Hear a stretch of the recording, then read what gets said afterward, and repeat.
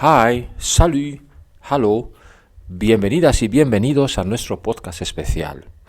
En realidad no es un podcast especial, sino muy especial, ya que este mes tuvimos como invitado nada más y nada menos que a Alejandro Díez Garín, Alex Cooper, el conocido músico al frente de Los Flechazos, y Cooper, creador del festival Purple Weekend e impulsor de la Fundación Club 45, la cual desde finales del año 2019 promueve y difunde activamente la cultura pop. Desde el año pasado, la Fundación realiza su actividad desde la Maragatería, donde en Santa Colomba de Somoza, en la antigua Casa de las Maestras, inauguró un centro de la cultura pop, formado por un centro de investigación, el llamado Archivo Gráfico de la Era Pop, una exposición permanente, una sala dedicada a conferencias y encuentros, y también una cafetería donde se organizan conciertos y donde la gente puede comunicarse. Tal y como lo repite Alex en la entrevista que vais a escuchar, la Fundación Club 45 no solo quiere difundir la cultura pop, sino también revitalizar la comarca Maragata. Escuchemos a Alex, entrevistado por Mar, nuestra alumna de inglés de nivel A2. Hi Alex, welcome to our school. How did your love for pop music start? Hello, Mar. I'm very pleased to be with you and with all your friends at the Escuela de Idiomas here in Astorga. My love for pop music started when I was very, very young. I remember I bought my first record when I was 6 years old with my mom. I was on holidays in Valencia, where my cousins live, and one of my cousins was a big fan of a singer called Susi Cuatro. And I also like Susi Cuatro very much. So I took my mother's hand and drove her to the record shop in the main street of Valencia and told her, this is the record I want. It was in there. And my mother understood that it was the beginning of something very special because the girl was wearing a leather suit with a zip till the open, and said, this is what a guy 6-year-old wants to listen to. We are starting very badly.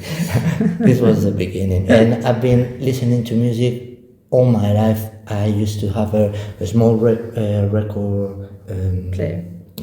record set. It was called in Spanish. In Spanish, the name was Comediscos. It was orange, and you put the record inside, and you could listen to it as if you were in a picnic or something like this.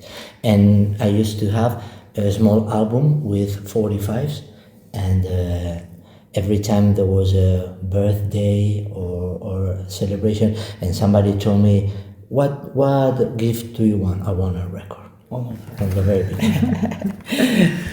What did you decide to become a model? This was later on. I was in León. I had been living in Madrid, and I saw mods in the streets. It was a fashionable thing when I was a kid. When I was 12, 13-year-old, it was the time of tribal groups in Spain. There were the mods, the skinheads, the punks, and the siniestros,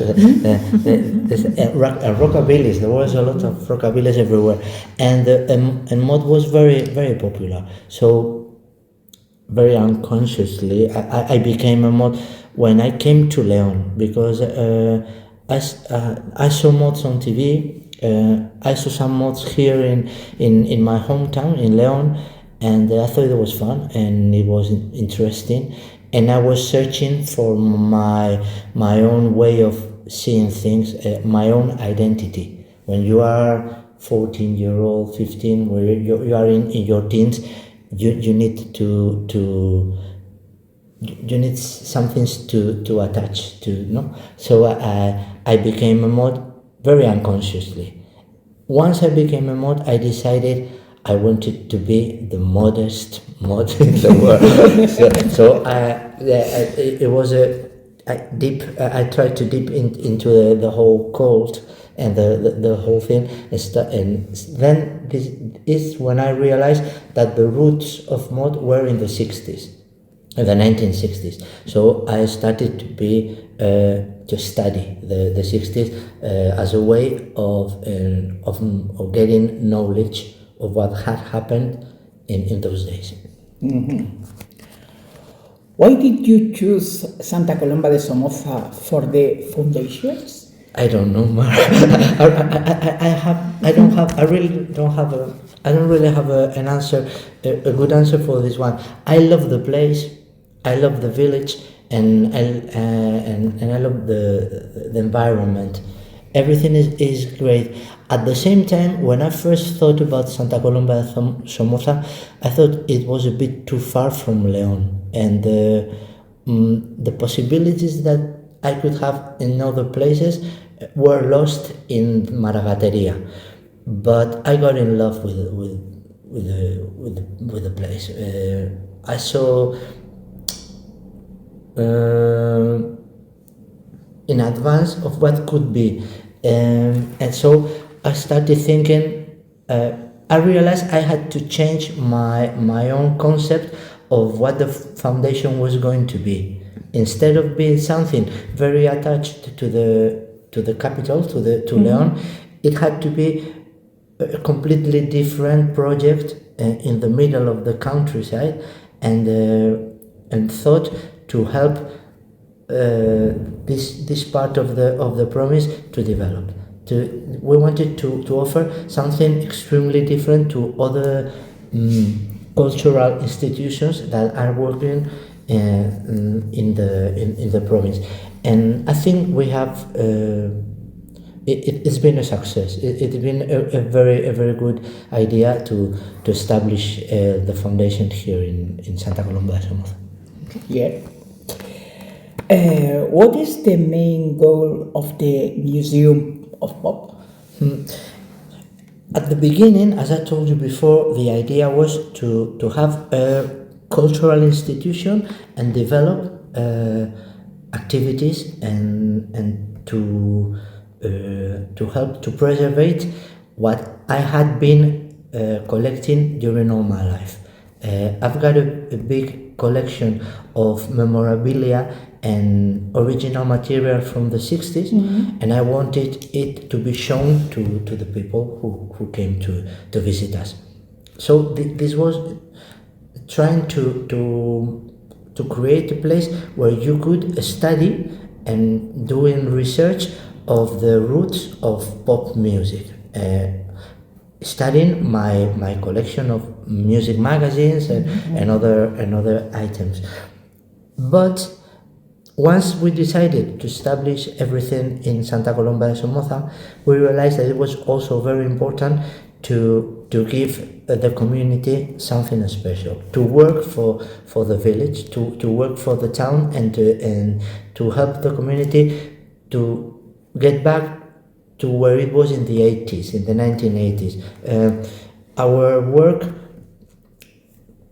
tries to attract people to Santa Colomba and to other places, to help the restaurants and the hotels and the rural hostels that we have in the place. Also to get good, to establish good links with Astorga and with La Bañeza, and to help to make the cultural offer of this part of the province stronger and different and special, peculiar in a way.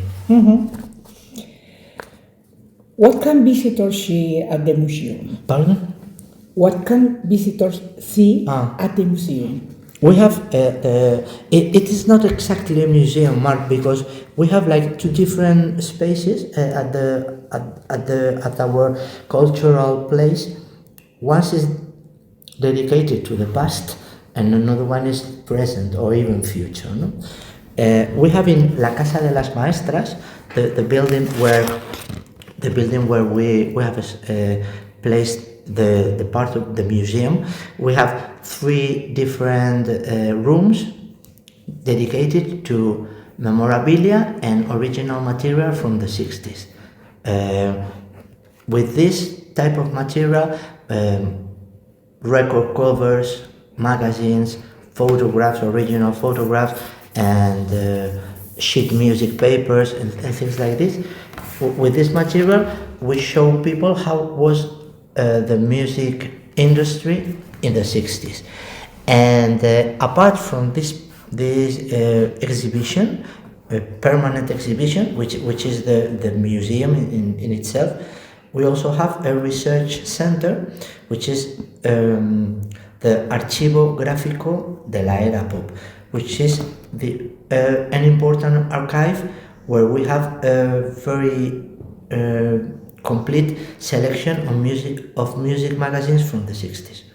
And the idea is that visitors and journalists or writers who are preparing a book or are preparing an article or something could go there and research information that they can use for their aim.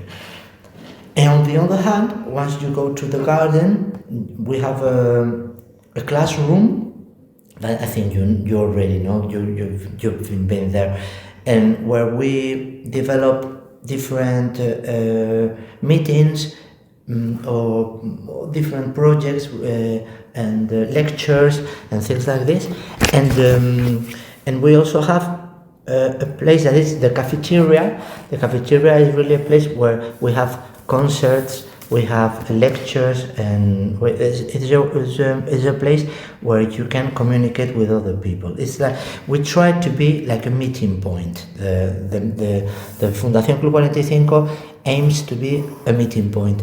And apart from the classroom and the cafeteria, we also have a small exhibition room for temporary exhibitions. Mm-hmm. We started in the summer with an exhibition of posters from the Rocola venue, mm-hmm. a very famous venue, rock and roll venue from the 80s in Madrid. And now we are developing different ideas. So we have the present with all the things we do every day, and we have also the past to study. It's very important to know your roots, to think, taking the views into the future. Mm-hmm. What is your favorite pop song? Mm-hmm. This one is quite difficult to, but I'm going to surprise you because I won't choose neither a song from the 60s nor a song from the mod scene. To me, there's a song that has always been very, very important because of the meaning, which is fresh and youthful and funny that projects into my mind when I was a child. It's a song from the first album of Radio Futura, and the song is Enamorado de la Moda Juvenil, which is also in a very disguised way. It's a very mod song at the same time, and I like it very much. And when the chorus arrives and y yo caí, Enamorado de la Moda Juvenil. I was jumping to the ceiling. Yes. Who is your favorite pop artist? I am very fond of many artists that have been an influence and inspiration for me. But there is one which is very special to me. He was called Steve Marriott. Steve Marriott was the singer of the Small Faces, which is a mod group from the 60s, and I had the chance to see him live twice in London when I was younger than now, but not very, very young. And it was very, very moving because Steve Marriott was a very famous artist in the 60s, very popular with the Small Faces and with his later band, which was called Humble Pie. But at the same time, he was unknown in the 80s and in the 90s.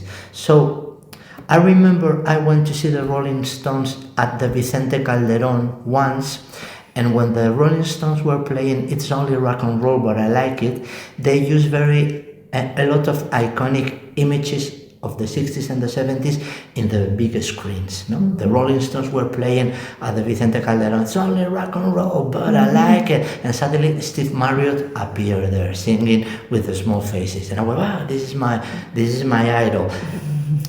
Months later, I went to London, and Steve Marriott was playing at a very, very small venue. We were 30 people in the audience, no more than 30 people, many Japanese people. And I was with a friend, and he was playing there to 30 people. But at the same time, the very same night, the Rolling Stones were playing at Wembley Arena. And the contrast of thinking, I am one of the 30 people seeing Steve Marriott live, but there is 30,000 people watching the screens at the Rolling Stones venue, and Steve Marriott is also there, blew my mind, you know. It was, and I think he could be said to be my favorite artist. What do you hope for the future museum?